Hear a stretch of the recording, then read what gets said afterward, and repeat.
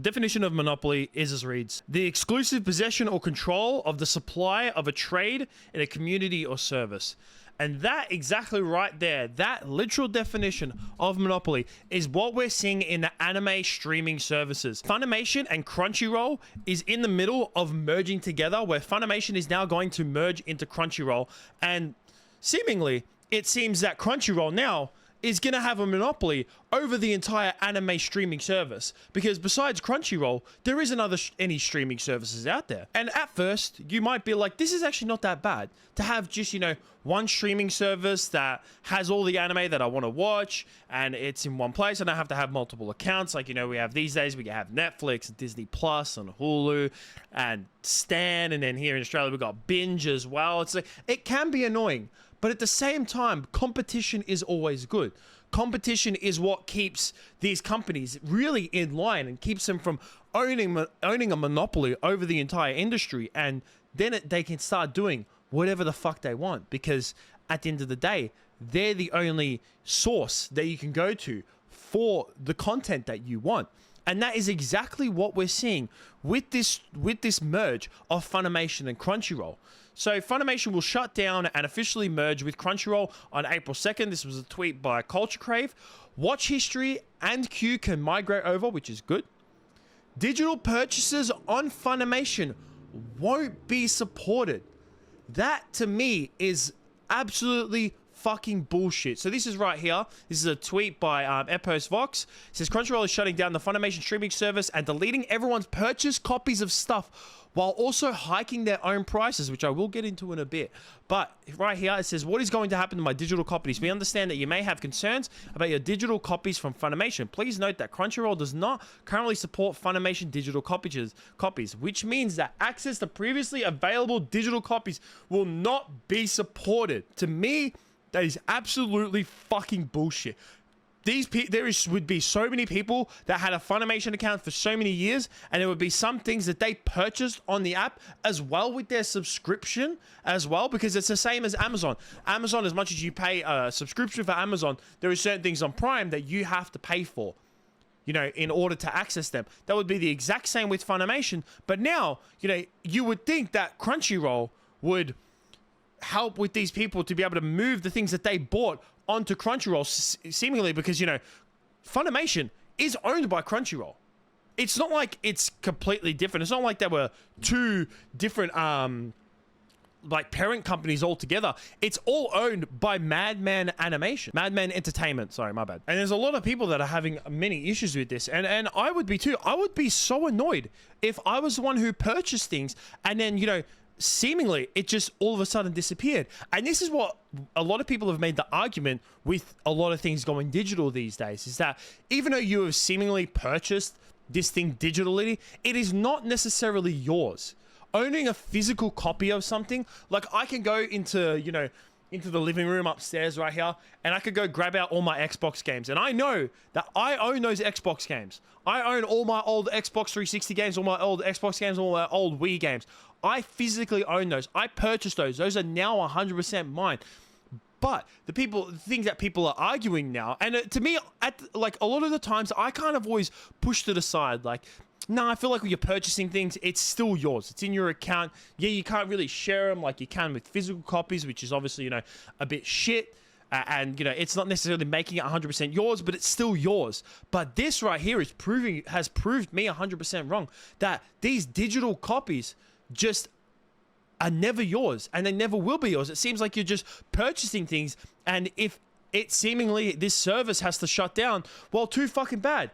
Too bad. There's no way you're going to get compensated for these. There's no way that you're going to be able to own these outside of those service, and seemingly right there, everything is just going to be obsolete. And not only is with this Funimation merge into Crunchyroll, about how I talked about the monopoly, and, you know, seeing the digital purchases, you know, not being supported from Funimation into Crunchyroll, it's not necessarily, you know, deeming towards the whole monopoly definition, but this part fucking is. So this right here was a service update, And this is a big service update right here that came out from Crunchyroll. They said, thank you for being a loyal Funimation customer. Funimation service is ending on April 2nd, 2024. Then if we skip the next two paragraphs, because those don't really fucking matter too much, it says, as a part of our transition to Crunchyroll, the price of your new Crunchyroll plan will increase from $55 to $100 beginning next year. That is absolutely fucking bullshit. And that is what I'm talking about there being a monopoly in the animation service. Now, Crunchyroll can do this. They are able to bump up the price because there is no other services that they had to go to. There is no other services that other people had to go to. It's just Crunchyroll. If you want to watch anime, it's just Crunchyroll. There is really nothing else that you can go to. I remember before I got a Crunchyroll account, I used to watch Anime Lab, and Anime Lab was like the main anime service for here in Australia. Like it first came, I don't know when it like first came out. I think it was like, originally launched in 2014, and then it dissolved in late 2021, and it actually merged with Funimation. But the Anime Lab was so good. The UI for it was fucking amazing. It was cheap as all hell as well. It was basically everything that you could have wanted to watch on Anime Lab. It was all there.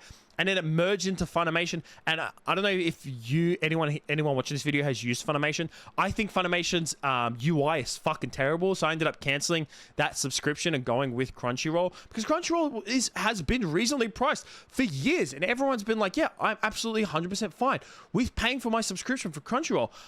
But now, the fact that it is basically being doubled in price by next year is absolutely fucking ridiculous. It's so insane. And like I mentioned at the start, is the reason why competition is good is because then companies can't necessarily do this, because if there's other streaming services that have got TV shows and movies, when companies bump up the price, people will just cancel their subscription. And you might say like, oh, Donnie, that's not necessarily true. I didn't think that was true either. But Disney Plus, I saw this post as well from today too, is that Disney Plus lost 1.3 million subscribers in the first quarter of 2024 after they increased their prices. 1.3 million subscribers. That is fucking massive, because like I said, when it comes to just normal like animation and streaming services, as much as Disney Plus has, they own a lot of things, and Disney Plus owns Star Wars and all that stuff. People, when it comes to the movies and all that kind of stuff, they can just go other places and watch them. There's so many like different other streaming services, like Disney Plus, like, well, I have it for like the Star Wars shows, and now that they're increasing the price, I'm not necessarily wanna like own it, because to me it's just like necessarily a waste of money. I'll just keep my Netflix instead. I can watch like so many more different variety of things instead of what just Disney owns. Where when it comes to Crunchyroll, every anime that you want, any anime that you could want to watch is on Crunchyroll.